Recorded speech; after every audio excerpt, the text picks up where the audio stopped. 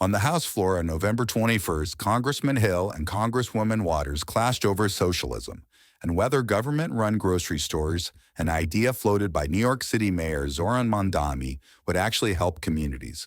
Watch their debate unfold right here. The policies that are perhaps being considered in New York, the people of New York their voices have been heard, they've spoken. But when you think about having government-controlled grocery stores instead of relying on entrepreneurial immigrant families, Korean families with the beautiful bodegas and flower shops around the city, that somehow they're doing an inadequate job, and the mayor proposes that the government step into that business, run grocery stores, for example. He proposes even more difficult rent controls that have already driven down the number of units available in the city of New York, which is already suffering from a huge housing shortage and a huge price disadvantage for the thousands of people who want to work in the city. This is contrary to economic choice, and that's another reason why we're here on this House floor, to note that an open democratic market capitalist system offers choice, and the freedom to choose is of critical value. That is limited under socialism.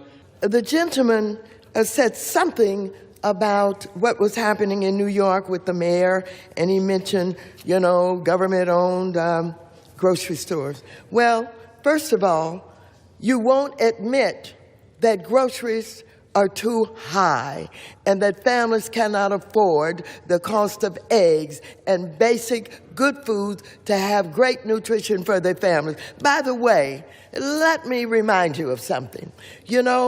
My then husband was stationed at Camp Carson in Colorado. Guess where we got our food? We got our food from grocery-owned commissaries. The best prices that I've ever realized. We had great nutrition. They absolutely supported the families, and they were run by whom? They were run by the government. And so I would love the idea of seeing what we can do to reduce the cost of groceries. We already have them in the commissaries, and they have price controls, and they are heavily subsidized. Now, let me ask the question. Does this mean that we should eliminate them because that's socialism, or because the commissaries provide food that is affordable at the bases all over America and the world? For more congressional news, stay tuned to Congress Clips, and thanks for watching.